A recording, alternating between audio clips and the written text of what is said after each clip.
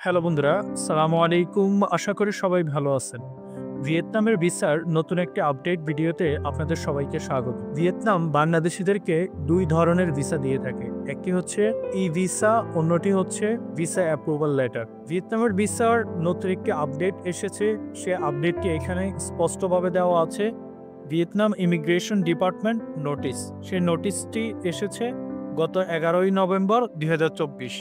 অর্থাৎ ভিয়েতনামের যে ই ভিসার অ্যাপ্লিকেশন পোর্টাল, সেই অ্যাপ্লিকেশন পোর্টালটার মধ্যে আগের যে অ্যাপ্লিকেশন পোর্টাল, সেই অ্যাপ্লিকেশন পোর্টালটা বাদ দিয়ে দেওয়া হয়েছে এবং ভিয়েতনামের ভিসার অ্যাপ্লিকেশনের জন্য নতুন দুইটি অ্যাপ্লিকেশন পোর্টাল তারা এখানে মেনশন করে দিয়েছে। একটি হচ্ছে এই অ্যাপ্লিকেশন পোর্টালটা, আরেকটি হচ্ছে এটা, যেটা evisa.gov.bn। এই দুইটা অ্যাপ্লিকেশন পোর্টালের মাধ্যমে আমরা ভিয়েতনামের ই ভিসার আবেদন করতে পারবো। তো প্রথমে আমরা ভিয়েতনামের ই ভিসার অ্যাপ্লিকেশন পোর্টালটাতে প্রবেশ করি। ভিসা পোর্টালে প্রবেশ করার পর ভিসা পোর্টালটা অনেকটা এইরকম দেখাবে। এইখানে বেশ কিছু নির্দেশনা দেওয়া আছে যে e visa fee $25 for single entry and $50 for multiple entry. এটা আগের যে খরচ সেটাই এখানে রয়েছে। তারপর এখানে Vietnam e visa for foreigners outside Vietnam applying for an e visa personally. তো এইটাতে অ্যাপ্লাই নাও, এটাতে আমরা ক্লিক করব। এটাতে ক্লিক করার পর এখানে বেশ কিছু দিক নির্দেশনা দেওয়া আছে। এটা আপনারা আপনাদের নিজ দায়িত্বে পড়ে নেবেন। অর্থাৎ আপনারা এই ই ভিসার মাধ্যমে ভিয়েতনামের কোন কোন ল্যান্ড পোর্ট এবং হচ্ছে এয়ারপোর্ট দিয়ে ভিয়েতনামে প্রবেশ করতে পারবেন, সেই বিষয়টা এখানে উল্লেখ আছে। আরও বেশ কিছু বিষয় এখানে উল্লেখ আছে, এটা নিজ দায়িত্বে পড়ে নেবেন। তারপর এখানে দুইটাতে এখানে টিক মার্ক দিয়ে দিবেন, দিয়ে নেক্সটে ক্লিক করবেন। আচ্ছা, এটা হচ্ছে ভিয়েতনামের ভিসা অ্যাপ্লিকেশনের মূল যে পোর্টাল, সেই পোর্টালটা। এখানে শুরুতে দেওয়া আছে ফরেনার্স ইমেজেস। আচ্ছা, এখানে ইমেজের মধ্যে লেখা আছে যে এই ই ভিসা অ্যাপ্লিকেশনের জন্য যে ফটোটা আপনারা দিবেন, সেই ফটোটা যাতে নতুন তোলা কোনো ফটো হয়ে থাকে এবং ফটো সাইজ হতে হবে 4x6 সেন্টিমিটার। সেটা জেপিজি ফরম্যাটের হতে হবে এবং সর্বোচ্চ সাইজ, অর্থাৎ আমরা যেটা মেগাবাইটে যদি আমরা চিন্তা করি, সেটা যেন 4 MBর বেশি না হয়। আর ফেসটা যেন স্টেট ফেস হয়, অর্থাৎ আমরা যে কোনো দেশের ভিসা অ্যাপ্লিকেশনের জন্য বা ভিসার আবেদনের জন্য যে ফটোটা তুলে থাকি, ওই রকম photo, professional photo. No head, আপনার কোনো মাথার মধ্যে কোনো ক্যাপ থাকা যাবে না। নো সানগ্লাস অথবা নো গ্লাস, অর্থাৎ চোখে কোনো সানগ্লাস থাকা যাবে না। তারপর হচ্ছে ফর্মাল ক্লথস, অর্থাৎ যে কোনো ধরনের ক্লথ পরা ছবি আপলোড দেওয়া যাবে না। যেন আপনার একটা ফর্মাল ক্লথ থাকে ছবিতে, হোয়াইট ব্যাকগ্রাউন্ড অর্থাৎ সাদা ব্যাকগ্রাউন্ডের যেন ছবিটা থাকে। তারপর এইখানে আরেকটি বিষয় দেওয়া আছে যে পাসপোর্টের ডেটা পেজ আপলোড দিতে হবে। আর পাসপোর্টটা যাতে ক্লিয়ার ফটো থাকে, অর্থাৎ পাসপোর্টের যে ডেটা পেজটা আপলোড দিবেন সেটা যেন ক্লিয়ার থাকে এবং নো লস্ট কর্নার্স, অর্থাৎ পাসপোর্টের কর্নারটা যেন না কাটা থাকে। অনেক সময় দেখা যায় আমরা পাসপোর্টের কর্নারটা কেটে তারপর একটু ক্রপ করে দেন এটা আপলোড দিই, এরকম যেন না থাকে, সব কিছু যেন ঠিকঠাক থাকে। হ্যাঁ, আর পাসপোর্টের দুইটা পেজ আমরা জেনে থাকি, ইনফরমেশন পেজের মধ্যে দুইটা থাকে। একটা পেজে আপনার ছবি থাকে, আপনার passport number, date of birth, তারপর হচ্ছে আপনার বেশ কিছু তথ্য থাকে এবং আপনার একটা সিগনেচার থাকে। সেই পাসপোর্টের ইনফরমেশন পেজটাই আমরা এটাতে আপলোড দিব। আরেকটা পেজ যেটা থাকে ইনফরমেশন পেজের মধ্যে, সেই পেজের মধ্যে আপনার ঠিকানা থাকে, বাবা মায়ের নাম থাকে এবং একটা কিউআর কোড থাকে। ওই পেজটা আমরা আপলোড দিব। আশা করি বিষয়টা ক্লিয়ার। এখানে চুজ ফাইলে গিয়ে আমরা আমাদের ছবিটাকে এখান থেকে সিলেক্ট করে নিব। তারপর এখানেও চুজ ফাইলে গিয়ে আমাদের পাসপোর্টের পেজটাকে আমরা এখান থেকে সিলেক্ট করে নিব। তারপর পার্সোনাল ইনফরমেশন, তারপর এখানে পার্সোনাল ইনফরমেশনে প্রথমে দেওয়া আছে লাস্ট নেম অর্থাৎ সার নেম। এখানে আপনারা আপনাদের পাসপোর্ট অনুসারে সার নেমটা দিয়ে দিবেন। তবে এইখানে একটা বিষয় তারা উল্লেখ করে দিছে, সেটি হচ্ছে as on the ICAO line in the passport written in upper case, অর্থাৎ পাসপোর্ট অনুসারে আপনার যে সার নেমটা পাসপোর্টে দেওয়া আছে, সেই সার নেমটা যে বড় হাতের অক্ষর আমরা যেটাকে বলে থাকি, অর্থাৎ ক্যাপিটাল লেটার। আপার কেস মানে হচ্ছে ক্যাপিটাল লেটার, অর্থাৎ ক্যাপিটাল লেটারে পাসপোর্ট অনুসারে আপনার সার নেমটা এখানে দিবেন। তারপর হচ্ছে first name, middle name and given name, অর্থাৎ আপনার যে গিভেন নেমটা যেটা পাসপোর্টে দেওয়া আছে, আমাদের পাসপোর্টে সাধারণত মিডল নেম বা অন্য কোনো নেম থাকে না, সার নেম এবং গিভেন নেম দেওয়া থাকে। সেই গিভেন নেমটা পাসপোর্ট অনুসারে বড় হাতের অক্ষর অর্থাৎ যেটা ক্যাপিটাল লেটার আমরা বলে থাকি সেই ক্যাপিটাল লেটার এখানে বসিয়ে দিবেন। তারপর ডেট অফ বার্থটা আপনারা প্রথমে ইয়ারটা সিলেক্ট করবেন, তারপরে মান্থ, তারপর ডেটটা সিলেক্ট করবেন। এখানে ফুল দেওয়া আছে, ফুলে রাখবেন। আর তারপর সেক্স মানে হচ্ছে মেল অর ফিমেল, আপনারা এটা যে কোনো একটা সিলেক্ট করে নেবেন, আপনাদের সাথে যেটা যায় সেটা। আর ন্যাশনালিটি, এখানে যেহেতু আমরা বাংলাদেশি, এখানে বাংলাদেশ সিলেক্ট করব। আইডেন্টিটি কার্ড, এখানে আপনার ন্যাশনাল আইডি কার্ডটা দিয়ে দিবেন। তারপর ইমেল অ্যাড্রেস, একটা ভ্যালিড ইমেল অ্যাড্রেস এখানে দিতে হবে। এখানে অন্য কোনো ইমেল দেওয়া যাবে না, এটা যেটা চেকমার্ক দেওয়া আছে এটাই থাকবে। তারপর রিলিজিয়ন, আপনি আপনার ধর্মটা এখানে উল্লেখ করে দিবেন। প্লেস অফ বার্থ, পাসপোর্টে একটা প্লেস অফ বার্থ দেওয়া থাকে, আপনার জন্মস্থান কোথায় সেই প্লেস অফ বার্থটা এখানে দিয়ে দিবেন। এন্টার ইমেল, আপনার যে ইমেলটা এখানে যেটা দিবেন এটা অবশ্যই সেম ইমেলটাই এখানে আবার দিয়ে দিবেন।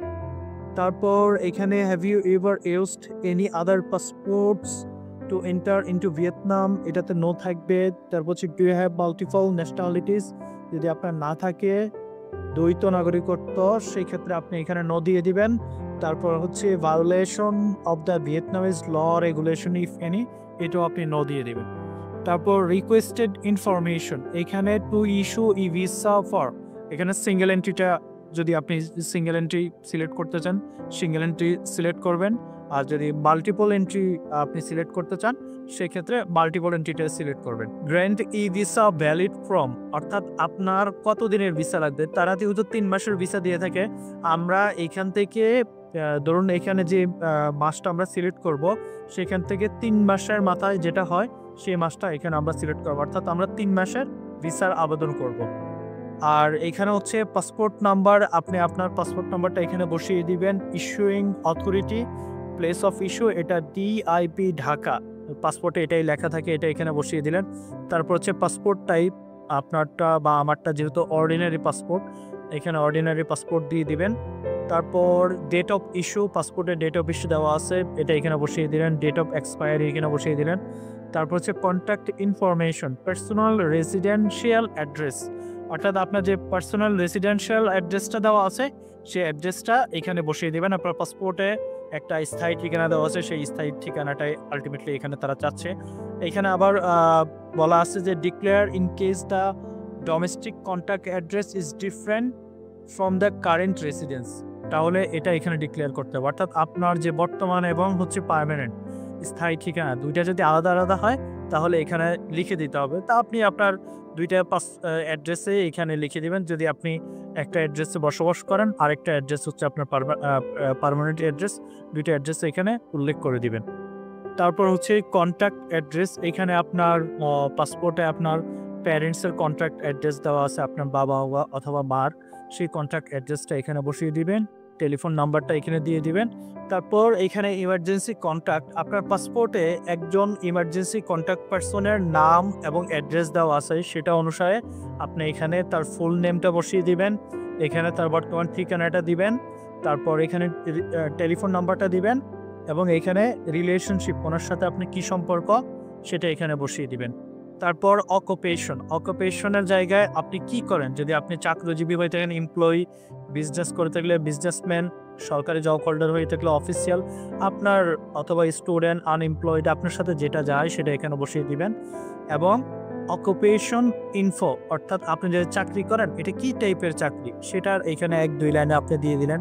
তারপর হচ্ছে কোম্পানির নামটা এখানে বসিয়ে দিলেন এবং কোম্পানিতে আপনার পজিশনটা কি সেটা এখানে দিয়ে দিলেন। সেম ওয়েতে আপনি যদি স্টুডেন্ট হয়ে থাকেন, আপনি আসলে কোন ক্লাসের স্টুডেন্ট সেটা এখানে বসিয়ে দিলেন। তারপর আপনার কোম্পানি, স্কুল, কলেজ বা যেখানে আপনি জব করেন বা পড়াশোনা করেন সেটার অ্যাড্রেসটা এখানে দিয়ে দিবেন। আপনি যে কোম্পানিতে জব করেন সেই কোম্পানি অথবা যেখানে পড়াশোনা করেন সেইখানকার যে অফিসিয়াল যে ফোন নাম্বারটা, সেই ফোন নাম্বারটা এখানে দিয়ে দিলেন। ইনফরমেশন অ্যাবাউট দ্য ট্রিপ, এইখানে আপনার পারপাসটা কি, অর্থাৎ আপনি সেখানে কেন যাচ্ছেন। এইখানে অনেকগুলো পারপাস দেওয়া আছে, আপনি এখানে ট্যুরিজম ভিজিটিং রিলেটিভস, আপনি ট্যুরিস্ট দিবেন, এটা এই পারপাসটা এখানে বসিয়ে দিবেন। তারপর ইন্টেন্ডেড ডেট অফ এন্ট্রি, এই ডেটটা আপনি উপরে grant E visa valid from, যে ডেটটা আপনি মেনশন করছেন এই ডেটটার সাথে নিচের এই ডেটটা মিলিয়ে দিবেন, এই ডেটটা ওই ডেটের সাথে মিলিয়ে দিবেন। তারপর হচ্ছে intended length of stay in Vietnam, অর্থাৎ আপনি কতদিন ভিয়েতনামে অবস্থান করতে চাচ্ছেন সেই দিনটা এখানে আনুমানিক বসিয়ে দিবেন। আর আপনি ফোন নাম্বার ইন ভিয়েতনাম, অর্থাৎ আপনি যে হোটেলে থাকবেন সেই হোটেলের ফোন নাম্বারটা এখানে দিয়ে দিবেন। তারপর হচ্ছে রেসিডেন্সিয়াল অ্যাড্রেস ইন ভিয়েতনাম, অর্থাৎ ভিয়েতনামের যে হোটেলে থাকবেন সেই হোটেলের অ্যাড্রেসটা এখানে বসিয়ে দিবেন। যে এই হোটেলটা যেই সিটিতে আছে সেই সিটির নাম এখানে দিবেন, যে ডিস্ট্রিক্টে আছে সেই ডিস্ট্রিক্টের নাম এখানে বসিয়ে দিবেন, ওয়ার্ড বা কমিউন এটা এখানে বসিয়ে দিবেন। তারপর হচ্ছে ইন্টেন্ডেন্ট বর্ডার গেট অফ এন্ট্রি, অর্থাৎ আপনি কোন এয়ারপোর্ট দিয়ে বা কোন বর্ডার দিয়ে ভিয়েতনাম প্রবেশ করবেন বা প্রবেশ করার পরিকল্পনা আছে সেটা এখানে মেনশন করে দিবেন। সেম ওয়েতে এক্সিট বর্ডার কিংবা এয়ারপোর্টের নামটাও এখানে মেনশন করে দিবেন। তারপর এখানে আপনি চেকমার্ক দিয়ে দিবেন। দেওয়ার পর এটা ফিল আপ করার দরকার নাই। ট্রিপস এক্সপেন্সেস ইন্স্যুরেন্স, এটাতে আপনি ইন্টেন্ডেন্ট এক্সপেন্সেস ইন ইউএসডি এটা আপনি মেনশন করে দিবেন। আপনি কত ডলার ওখানে খরচ করতে চাচ্ছেন, সেই ডলারটা ধরুন আপনি 2000 ইউএসডি খরচ করবেন বা বেশি করবেন সেটা আপনি মেনশন করে দিবেন। ডিডিও বাই ইন্স্যুরেন্স, এখানে আপনি ইয়েস দিবেন। ইয়েস দিয়ে যদি আপনি ইন্স্যুরেন্স করে থাকেন তাহলে ইয়েস দিয়ে ইন্স্যুরেন্সের নাম্বার বা কিছু একটা এখানে সেটার কোনো রেফারেন্স নাম্বার থাকলে মেনশন করে দিবেন।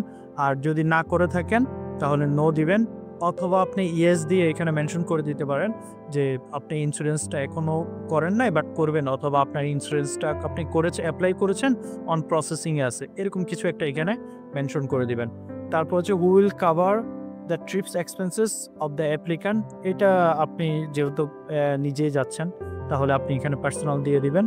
আর হচ্ছে পেমেন্ট মেথড আপনি কি নিয়ে যাবেন, আপনি cash, credit card, traveller cheque, আপনার সাথে আপনার যেটা সুবিধা সেটা আপনি এখানে মেনশন করে দিবেন। তারপর এইখানে চেকমার্ক দিয়ে নেক্সটে ক্লিক করবেন। তারপর নেক্সটে ক্লিক করার পর এখানে আপনারা দেখতে পারবেন আপনারা এতক্ষণ যে ভিসা অ্যাপ্লিকেশন ফর্মটা ফিল আপ করছেন সেটা সব কিছু ঠিকঠাক আছে কিনা। যদি সব কিছু ঠিকঠাক থাকে তাহলে নিচে সিকিউরিটি কোড, এখানে গিয়ে এইখানে যে কোডটা দেওয়া আছে এটা এখানে বসিয়ে দিবেন এবং নেক্সটে ক্লিক করবেন। আর যদি কোনো কিছু ভুল থাকে তাহলে এখানে ব্যাকে গিয়ে সে ভুলটা সমাধান করে আবার এই পেজটাতে এসে এবং একটা ফাইনাল চেক দিবেন যে আপনার সব কিছু ঠিকঠাক আছে কিনা। যদি ঠিকঠাক থাকে তাহলে এই ক্যাপচাটা ফিল আপ করে নেক্সটে ক্লিক করবেন। নেক্সটে ক্লিক করার পর এখানে একটা তারা নোটিশ দেখাচ্ছে, এখানে আবার passport number, nationality, date of apply, তারপর হচ্ছে এখানে ইমেল সব কিছু নিয়ে একটা নোটিশ দেখাচ্ছে। এখানে এসে এটা চাইলে আমরা প্রিন্টও করে নিতে পারবো এবং কনফার্মে ক্লিক করব। কনফার্মে ক্লিক করার পর এইখানে $50 এখানে চার্জ আসবে। আমি যেহেতু মাল্টিপল এন্ট্রি ট্যুরিস্ট ভিসা দিয়েছি তো এখানে আই অ্যাগ্রিতে ক্লিক করব। ক্লিক করার পর পেমেন্ট অপশনে চলে যাব। পেমেন্ট অপশনে যাওয়ার পর এইখানে অ্যাজ ইউজুয়াল তাদের যে পেমেন্ট সিস্টেমগুলো আছে সেই সিস্টেমগুলোতে আমরা চলে যাব। যেমন এখানে ভিসা কার্ড, মাস্টার কার্ড, যে সিভি এবং আমেরিকান এক্সপ্রেস। ফর এক্সাম্পল আমি যদি ভিসা কার্ডে পেমেন্ট করি তাহলে এখানে card number, first name, last name, তারপর এখানে বিলিং অ্যাড্রেস, এখানে সিটি, এখানে কান্ট্রি, এখানে এক্সপায়ারেশন ডেট মানে মান্থটা এখানে দিতে হবে, তারপর হচ্ছে এখানে ডেটটা দিতে হবে। এগুলো কার্ডের গায়ে লেখা থাকে। সিভিভি বা সিভিসি একটা কোড থাকে কার্ডের পেছনে, সেই কোডটা এখানে দিয়ে তারপর কন্টিনিউতে আমরা ক্লিক করব। কন্টিনিউতে ক্লিক করলেই আপনার কাছে হয়তো বা একটা ওটিপি আসবে, সেই ওটিপিটা দেওয়ার পরে আপনার পেমেন্টটা হয়ে যাবে, অথবা আপনার ডিরেক্ট পেমেন্টটা হয়ে যাবে। পেমেন্ট হওয়ার মোটামুটি 3 থেকে 4 দিনের মধ্যেই আপনার ভিসার অ্যাপ্রুভাল লেটার আপনার ইমেইলে চলে আসবে এবং সেইটা অনুযায়ী এখানে একটা দিক নির্দেশনা দেওয়া থাকে এবং সেই দিক নির্দেশনা অনুযায়ী আপনার যে অ্যাপ্লিকেশন নাম্বারটা দেওয়া থাকে সেই নাম্বার, ইমেল অ্যাড্রেস এবং হচ্ছে আপনার ডেট অফ বার্থ, এই 3টা দিয়ে আপনি আপনার ভিসাটা এই ওয়েব পোর্টাল থেকেই ডাউনলোড করে নিতে পারবেন। এখন ভিয়েতনামের ই ভিসা যেহেতু খুব রিসেন্ট সময়ে আমাদের সাথে একটু ঝামেলা হচ্ছে, অর্থাৎ ভিয়েতনাম আমাদেরকে ঠিকঠাক মতো ভিসা দিচ্ছে না, ই ভিসাটা বিশেষ করে। অর্থাৎ কেউ যদি ই ভিসা অ্যাপ্লাই করে তাহলে নানান কোয়ারিজ তারা শো করে। তো এই পরিস্থিতিতে আসলে আপনারা ভিয়েতনামের ভিসার অ্যাপ্লাই, ই-ভিসার অ্যাপ্লাই করবেন কি করবেন না, এটা আপনাদের একান্ত ব্যক্তিগত ব্যাপার। যেহেতু ভিয়েতনামের ভিসার একটা পরিবর্তন এসেছে, সেহেতু আমি সেই পরিবর্তনটা সহকারে পুরো ভিডিওটাই দিয়ে দিলাম। কারণ অনেক নতুন দর্শক আছেন, তারা এই ভিডিওটা দেখবেন, সেটার উদ্দেশ্যে আমি পুরো ভিডিওটা দিয়ে দিয়েছি। মোটামুটি আগের যে ভিসা অ্যাপ্লিকেশন প্রসেস এবং বর্তমান ভিসা অ্যাপ্লিকেশন প্রসেসটা সেম, শুধু অ্যাপ্লিকেশনের যে অনলাইন পোর্টাল, সেই পোর্টালটা চেঞ্জ হয়েছে। এটাই হচ্ছে ভিয়েতনামের ভিসার মূল বিষয়। এ হচ্ছে আজকের ভিয়েতনামের ভিসা অ্যাপ্লিকেশনের সম্পূর্ণ ভিডিও। দেখা হচ্ছে নতুন করে ভিডিওতে। সে পর্যন্ত সবাই ভালো থাকুন, সুস্থ থাকুন। আর কার যদি কোনো কিছু জানার থাকে তাহলে কমেন্ট সেকশনে জানিয়ে দিবেন, আমি আনসার করার চেষ্টা করব। আল্লাহ হাফিজ।